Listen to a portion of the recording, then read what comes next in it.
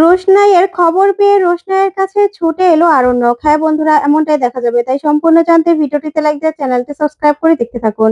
গল্পের শুরুতে দেখা যাবে আরণ্যক আদিত্যকে বলে, কি বলছো আদিত্য তুমি? তখন আদিত্য বলে, হ্যাঁ আরণ্যক, আসলে আমি জানি তুমি কিছু করতে পারবে না, তাও তোমাকে জানানো দরকার ছিল বলে আমি তোমাকে ফোন করেছি।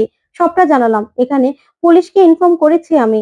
পুলিশ দেখছে ব্যাপারটা, তুমি চিন্তা করো না। তখন আরণ্যক বলে, তুমি তো জানো আদিত্য, আমার আমার হাত পা বাঁধা, এখন আমি চাইলেও কিছু করতে পারবো না, তুমি দেখো পুরো ব্যাপারটা। তখন আদিত্য বলে, তুমি চিন্তা করো না, আমি আছি তো।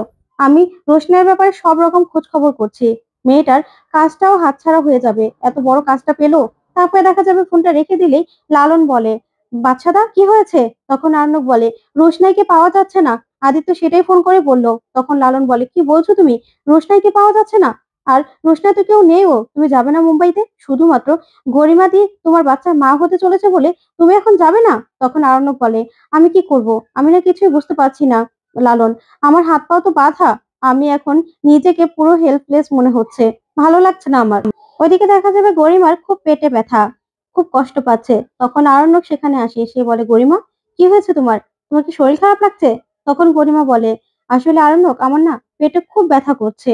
কালকে কালকে থেকেই ব্যথা করছিল, কিন্তু তোমাকে আমি বলিনি, তোমার ঘুম নষ্ট হবে বলে। আর এখন তো দেখছি অনেক বেশি ব্যথা করছে। তখন আরণ্যক বলে, দাঁড়াও, আমি আমি ডক্টর মুখার্জিকে এখনই ফোন করছি।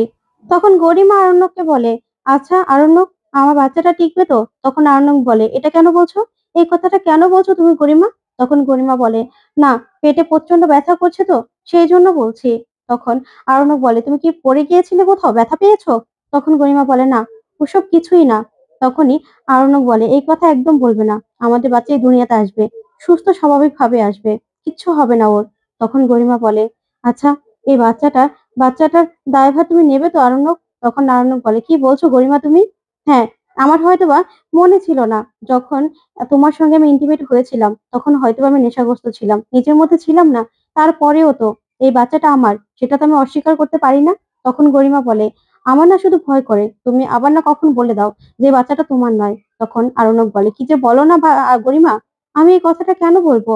এরকম ঘৃণ্য কাজ আমি কখনোই করতে পারি না, আমি কেন অস্বীকার করব? এই বাচ্চাটা তো আমার, আমি কেন অস্বীকার করব বলো তো? তখন গরিমা বলে, তারপরেও, আচ্ছা, তুমি কি কিছু বলতে এসেছিলে? তখন আরণ্যক বলে, হ্যাঁ, তোমাকে একটা কথা বলতে এসেছিলাম, এখন আর বলবো না। তখন গরিমা বলে, কেন, বলো কি হয়েছে? তখনই আরণ্যক বলে, আসলে আদিত্য ফোন করেছিল। তখনই গরিমা বলে, আদিত্য, তার মানে কি রোশনি কি আবার অসুস্থ হয়েছে, তোমাকে দেখতে চায়, এরকমই কিছু? তখন আরণ্যক বলে, আমার পুরো কথাটা শুনবে তো? তখন গরিমা বলে, নিশ্চয়ই এরকম কিছু, না হলে আর কি হবে বলো তো, কি হবে? তখনই আরণ্যক বলে, না, রোশনাই মিসিং, রোশনাইকে খুঁজে পাওয়া যাচ্ছে না।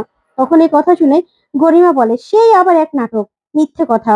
তখন আরণ্যক বলে, তুমি তো জানোই আগেরবার যেমন মিথ্যে কথা ছিল না, এইবারও তেমন মিথ্যে কথা ছিল না। আসলে রোশনাইয়ের জীবনে এমন বিপদ হবে বলে আমি রোশনাইকে মিথ্যে বলেছিলাম, রোশনাইকে এখানে আটকে রাখতে চেয়েছিলাম। তখন গরিমা বলে, কে বিপদ করবে বলো তো? কে কে ওর বিপদ করতে চায়, বিপদ ঘটাতে চায়?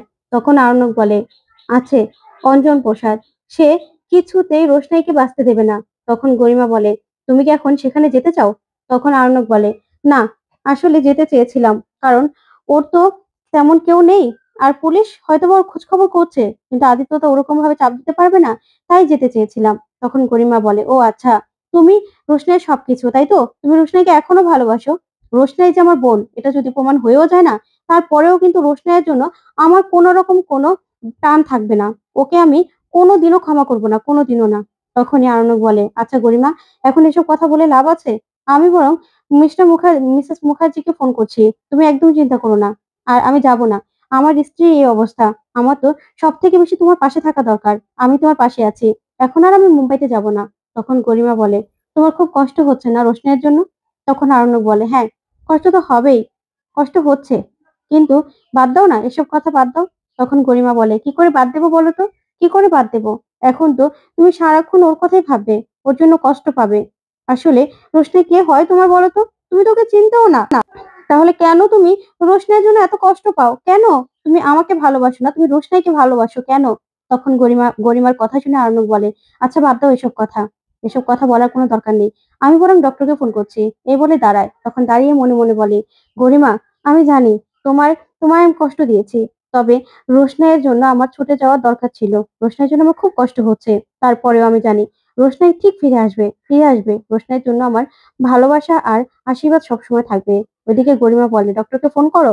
অন্যদিকে দেখা যাবে রোশনাই যেই লরিটাতে উঠেছিল সেই লরির ড্রাইভার আর কন্ডাক্টর একটা ধাবার মধ্যে গিয়ে থামে। তখনই সেখানে খেতে যায়। ওইদিকে আরেকটা ড্রাইভার বলে, "কিরে, তোর লরি থেকে রক্ত পড়ছে মনে হচ্ছে?" তখনই সেই ড্রাইভার বলে, "কি বলছিস তুই? রক্ত আসবে কোথা থেকে?"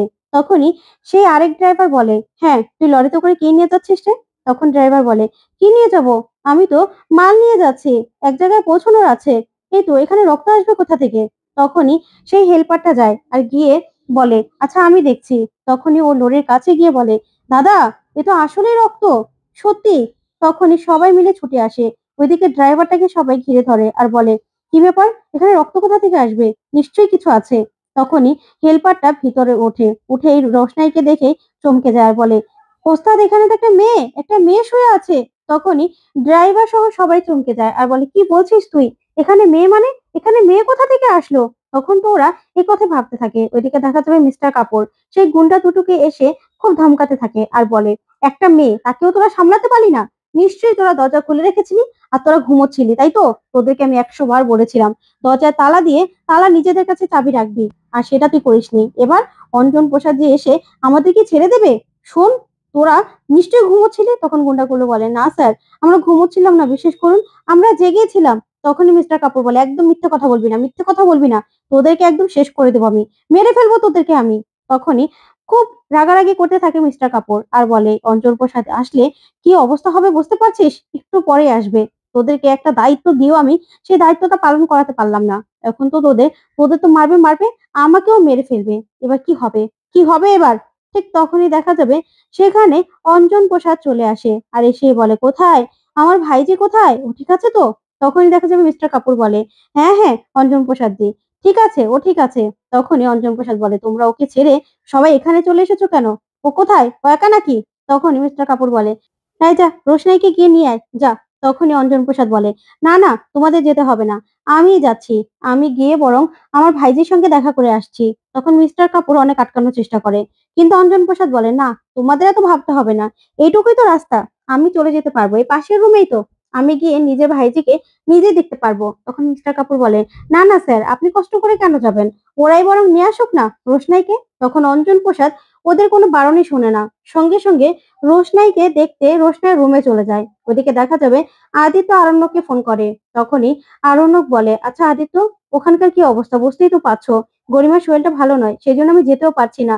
রোশনাইয়ের কোনো খোঁজ পাওয়া গেল?" তখন আদিত্য বলে, "না, না, রোশনাইয়ের কোনো রকম কোনো খোঁজ পাওয়া যায়নি। পুলিশ এখানে রোশনাইকে অনেক খুঁজছে। বিশ্বাস করো, কিন্তু মেয়েটা কোথায় চলে গেল সেটাই বুঝতে পারছি না। আর ওর জীবনে যে লাইফ রিস্ক ছিল সেটা তো আমি আগেই জানতাম।" তখনই আরণ্যক বলে, "আচ্ছা, এই সবকিছু ওই অঞ্জন প্রসাদের কাজ। আমি জানি তো। তাহলে কি রোশনাই বেঁচে আছে তো?" তখন আদিত্য বলে, "না, না, রোশনাই মরে গেছে এরকমটা আমি ভাবতেও চাই না, ভাবতেও চাই না।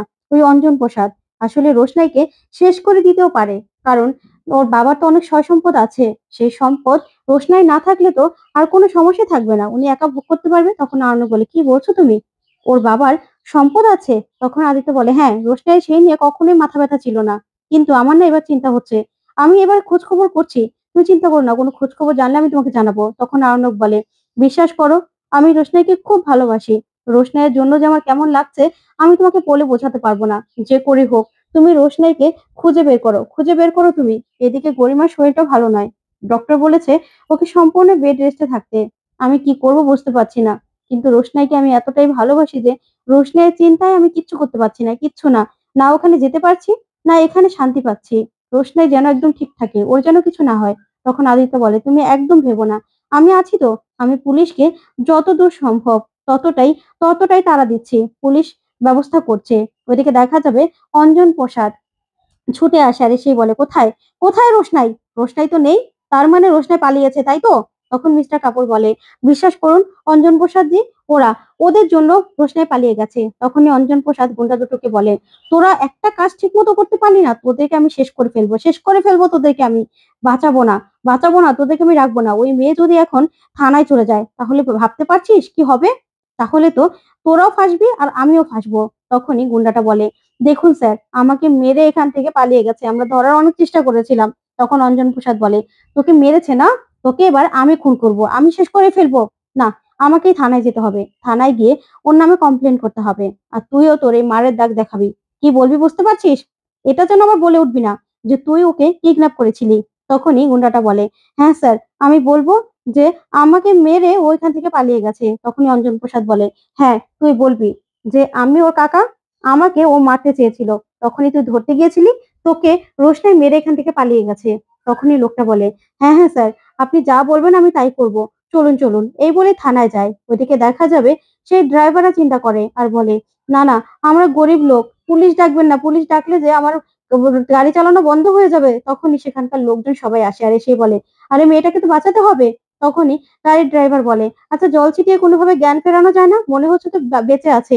তারপরে না হয় মেয়েটার কাছ থেকে জিজ্ঞাসা করা যাবে যে ও কোথা থেকে উঠেছে। আমরা তো ঠিক যেই জায়গা থেকে গাড়িটা ছাড়ি সেই জায়গা থেকে মাল ভর্তি করে গাড়িটা ছেড়েছে, আর তো কোথাও থামেনি।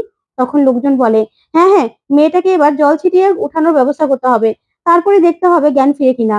এবার পরে না হয় পুলিশে খবর দেওয়া যাবে। তখন মহিলারা সবাই ভিড় করে ফেলে আর বলে, এই তো মেয়েটা মনে হচ্ছে বেঁচে আছে, উঠাও, ওকে ধরে উঠাও উঠাও। আর মেয়েটার পা দিয়েও তো রক্ত পড়ছে, তার মানে মেয়েটা বেঁচে আছে। তো বন্ধুরা, কেমন লাগলো আজকের আপডেট? কমেন্ট করে জানাও। ধন্যবাদ।